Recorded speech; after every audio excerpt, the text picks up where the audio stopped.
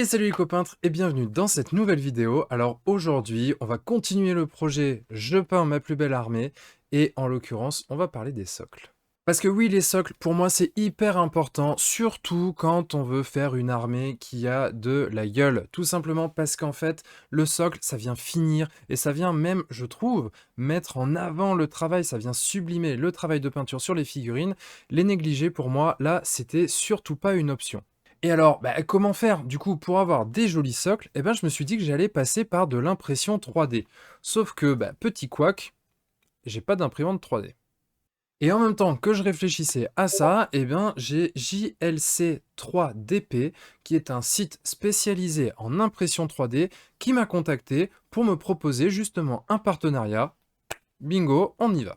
Alors du coup, je me rends sur internet, je cherche un petit peu des fichiers STL pour voir ce qui peut exister, surtout dans l'idée que j'ai, parce que moi ce que je veux, c'était déjà défini, c'est faire des socles pour mes séraphons qui sont dans une espèce de jungle avec un temple, un vieux temple en tout cas, qui serait voilà, laissé en ruine à l'abandon avec une jungle qui reprend ses droits. Donc du coup, je cherche ce style de socle en fichier STL, je les trouve, reste plus qu'à les imprimer. C'est là qu'intervient le sponsor de cette vidéo, JLC 3DP, qui du coup a un site internet dédié à l'impression 3D. Et pour le coup, moi je n'y connais absolument rien en impression 3D. Et malgré tout, j'ai trouvé ça hyper simple. En fait, on a juste à prendre nos fichiers STL, les monter directement à l'endroit qui est quand même fait pour ça sur le site, et tout de suite, ça va nous faire une première estimation de combien ça va nous coûter en termes d'impression, aussi combien ça va nous coûter en frais de port, tout ça. Donc moi j'ai trouvé ça hyper bien foutu, c'est hyper simple d'utilisation, et après reste à savoir la qualité à laquelle on veut faire imprimer nos figurines, socles, c'est un petit peu en fonction de ce qu'on veut quoi. Moi, ce que j'ai vraiment bien aimé avec le site aussi, c'est qu'en fait, quand on met les fichiers, il y a un système en fait où ils vont, avant de lancer la production, ils vont regarder un petit peu les fichiers. Et si toutefois, il y a des éléments qui sont un petit peu fins, un petit peu fragiles ou ce genre de choses, ils vont le signaler et ils vont demander si on veut quand même faire la production avec le risque que ça ressorte peut-être pas si bien que ça, parce que justement les éléments sont trop petits. Moi typiquement sur les socles, il y avait des éléments de végétation qui sont sculptés sur les socles et c'est de l'ordre du demi-millimètre quoi. Donc forcément c'est possible que ça ressorte pas bien à l'impression. C'est signalé et donc on peut ajuster en conséquence. Soit si on est par exemple le sculpteur, on peut modifier notre fichier STL, ou alors si c'est quelque chose qu'on fait imprimer, on peut décider soit de dire ok j'y vais quand même ou j'y vais pas. Ça pour le coup moi c'est quelque chose que j'ai trouvé très intéressant tout simplement parce qu'on sait où on met les pieds, on sait où il peut y avoir des couacs et on prend les décisions en conséquence. Donc une fois que j'ai fait tout ça, j'ai validé la commande, là je la reçois dans pas longtemps, tout simplement parce qu'en fait la livraison c'est 2 jours à peu près, donc du coup c'est vrai que ça va très très vite. Si toutefois ça vous intéresse de découvrir le site et de bénéficier aussi d'un petit coupon de réduction sur votre commande d'impression 3D, regardez dans la description, il y a un petit lien qui devrait vous intéresser. Ok, donc du coup on a reçu le colis, là on va regarder à l'intérieur ce que ça donne en termes d'impression 3D.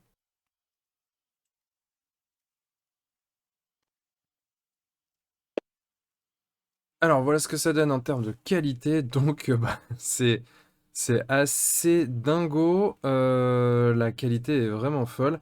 Là on le voit, c'est bien visible, bien lisible, alors que c'est même pas sous-couché, c'est de la résine blanche, donc du coup forcément on pourrait avoir tendance à un peu moins bien voir, mais on le voit bien là, c'est assez ouf en termes de, voilà, de finesse. Là, l'impression est nickel, que ce soit sur des zones un peu voilà, temple pavé comme ça, mais aussi sur des socles. Là, par exemple, je vais en prendre un plus grand, hop, qui est pour le coup beaucoup plus sur l'aspect terre, jungle. Toutes les petites racines, les petites feuilles, tout ça sont bien visibles. Là, on a même un petit crâne ici. On voit bien qu'il n'y a absolument aucun souci, aucun défaut d'impression ou quoi que ce soit. On voit même un peu la micro-texture qu'il y a sur la terre, là. Donc, en termes de qualité d'impression, on est vraiment au top, je trouve. Alors après, encore une fois, moi, j'y connais vraiment pas grand-chose en termes d'impression, mais voilà, on le voit, c'est visible. Donc là, du coup, maintenant, on va pouvoir s'amuser là-dessus. Ah oui, et juste pour info, j'avais aussi pris ça. En gros, j'avais fait imprimer un socle comme ça, avec un fond, qui est un socle de présentation, voilà, pour figurine de concours. Et bah pareil, hein, la finition elle est assez incroyable, c'est méga lisse, c'est hyper propre, hyper clean. Il n'y a pas de traces comment dire, de support d'impression ou quoi que ce soit. Enfin, vraiment, c'est super, super propre. Donc ça, une fois sous-couché en noir, bah, ça fait un socle de présentation qui est assez incroyable, qui est vraiment très propre. Donc voilà, à garder en tête. Alors du coup, eh bien, on va agrémenter un petit peu nos socles avec notamment bah, un peu de végétation pour donner aussi un peu plus de volume au socle. Donc là, par exemple, je colle des petits morceaux de mousse.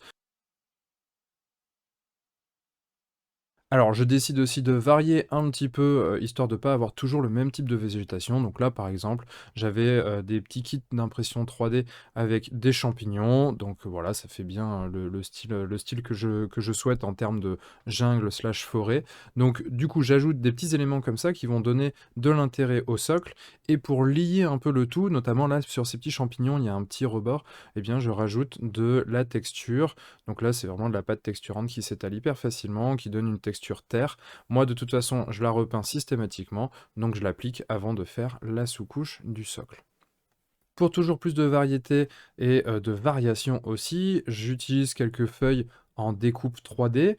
Donc là, en l'occurrence, des grosses feuilles qui sont plus de type fougère. Et là, ça permet d'agrémenter, notamment par exemple sur un socle un petit peu plus gros comme celui-ci, de faire encore une fois du volume, de la végétation qui va donner de la complexité et donc de l'intérêt à ce socle. Là, en l'occurrence, je prends le temps de bien la plier, de bien la tordre un petit peu cette feuille pour pas qu'elle soit toute droite, pour que du coup on ait quelque chose d'assez réaliste. Et je la plante littéralement dans un petit trou que j'ai fait avec la perceuse à main pour qu'elle tienne bien. À la fin, il suffit d'un petit point de colle et comme ça, on est bon. Alors je rajoute aussi un petit peu d'herbe. Bref, vraiment je fais l'effort de varier le type de végétation pour que ça soit assez complexe et que ça donne cette sensation de jungle. Et bien sûr, on passe pas à la peinture avant d'avoir sous-couché. Donc là, je sous-couche à nouveau ici sur ce socle. Et là, on va passer à la partie peinture sur ce gros socle. Donc, après avoir sous-couché à proprement parler, j'ai même fait un petit pré-ombrage histoire de bah, tout simplement de mieux voir les différents détails. Et je vais commencer pour la base de ce socle avec l'aérographe. Je vais faire une couche de marron rouge, en l'occurrence c'est du Hull Red, parce que j'ai envie que ce soit quelque chose d'assez rougeâtre en termes de terre, ce qui va bien contraster avec l'effet très verdoyant que je veux sur les couches supérieures du socle. Donc ensuite, on procède à un premier éclaircissement. Là, en l'occurrence, j'ai utilisé du Tan Earth pour avoir quelque chose de plus désaturé et bien évidemment de plus clair. Là, de toute façon, les couleurs vont pas vraiment ressortir à la fin. On va repasser beaucoup de teintes, de filtres, de verre notamment. Donc là, on est plus en train de travailler sur des valeurs, même si, bien sûr, bah, on commence déjà à ancrer un petit peu les couleurs avec notamment cette terre rougeâtre qui va bien ressortir et qui va bien faire ressortir toutes les parties vertes qu'on va faire par-dessus. Et ensuite, j'ai même rajouté un petit peu de Pale Sand pour avoir vraiment quelque chose de beaucoup plus clair, pour monter certaines zones beaucoup plus haut en clarté. Comme ça, quand je vais passer les filtres de vert par derrière, bah, on aura déjà des belles variations de valeur. Et donc là, je commence à passer, mes verres, donc là, je vais vraiment alterner entre des filtres, des couches plus épaisses, des couches plus opaques. Je vais aussi avoir des verres qui vont être différents parce que ce que je veux reproduire, c'est la complexité d'un sol de forêt/jungle. Donc, bah, bien évidemment, il n'y a pas qu'un seul type de végétal, il y a plein de types de végétaux différents et on va avoir plusieurs verres différents et d'ailleurs pas que des verres, on va aussi avoir des verres qui seront plus saturés, plus sombres, moins sombres. Bref, j'essaye d'alterner pas mal en termes de teinte, de saturation, de clarté, pour avoir quelque chose d'assez général ici. Je veux une ambiance globale verdâtre qui rappelle vraiment un sous-bois, quelque chose de très mousseux, de très végétal. Et donc du coup, c'est pour ça que je vais faire cette alternance avec pas mal de styles de verre différents. Alors, une fois que j'ai bien intégré tout mon verre comme ça, eh bien, je vais passer sur du marron. Je vais venir redéfinir un petit peu le socle quand même, notamment avec les racines, les pavés, que je vais bien détacher avec une couleur dans un premier temps très marquée, pour ensuite, dans un second temps, venir reverdir tout ça, réintégrer ces éléments dans l'ensemble du socle. Mais dans un premier temps, je veux quand même que ça soit un peu plus lisible, parce que le travail très général en vert que j'ai pu faire ici, rendait l'ensemble très brouillon. Donc maintenant, il faut détacher les éléments les uns des autres. Alors une fois que j'ai fait ça, je me rends compte que le sol est quand même vraiment très très vert, très uniforme. Ça me manque un petit peu de variation, de relief. Et donc du coup, je décide de faire un petit lavis fait avec du Hull Red. Donc là, l'idée, c'est d'avoir des passages qui sont quand même très transparents pour simplement venir ajouter des variations de teintes dans le sol, que ce soit des variations qui sont très légères à certains endroits, un peu plus marquées à d'autres, mais dans tous les cas, l'idée, c'est simplement de venir faire des nuances dans ce vert avec du rougeâtre, comme s'il y avait de la terre qui ressortait à certains endroits. Une fois que ça c'est fait, eh bien, je viens refaire mes éclaircies sur les pavés, sur les racines, tout ce que j'ai fait en marron, je viens rajouter à nouveau des nuances de vert. Je vais commencer par du vert que j'ai mélangé avec mes marrons, justement pour avoir quelque chose de pas trop tranché, mais à la fin je vais finir avec du vert vraiment très vert, parce que je veux représenter le fait que ces éléments-là sont recouverts de mousse avec l'usure, avec l'humidité, que du coup la végétation reprend vraiment ses droits sur l'ensemble de ces éléments, et donc il faut que je les intègre comme ça dans mon socle. Et enfin, je vais finir en détachant certains petits détails du socle, parce que quand c'était tout vert, finalement c'était encore un petit peu brouillon, il y avait des éléments qu'on perdait, donc ça rendait la lisibilité vraiment moins bonne.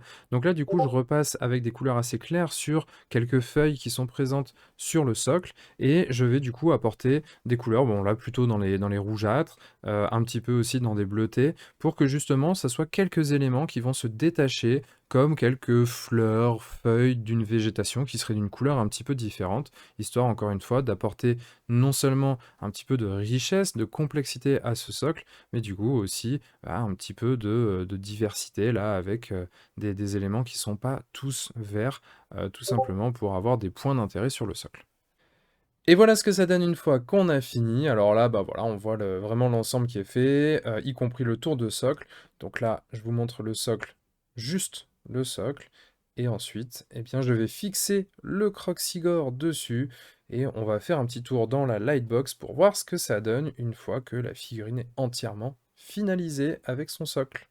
Et voilà les copains, ce que ça donne une fois qu'on a mis notre petit Croxigore sur son socle. Alors comme vous voyez en fait, ce Croxigore, j'avais complètement oublié, il avait déjà une pièce de soclage entre guillemets qui est déjà intégrée avec le tronc, donc j'ai juste fait un petit lien entre le socle et le tronc une fois collé, et voilà ce que ça donne, donc ça s'intègre très bien, il n'y a pas de souci.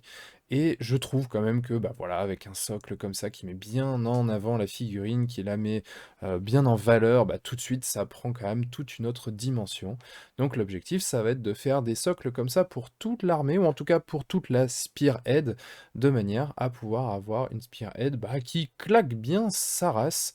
Donc j'espère que tout ça, ça vous a plu, j'espère que ça vous a permis de voir un petit peu aussi comment j'ai mis tout ça en place pour éventuellement le refaire vous-même. En tout cas, moi, je continue ce projet de Je peins ma plus belle armée à l'occasion du lancement de cette V4 d'AOS et surtout pour jouer sur ce format Spearhead, notamment à l'événement chez MaxiRêve fin août. Pour rappel, hein, c'est le 24 et 25 août. Si vous voulez vous joindre à nous, c'est avec grand plaisir.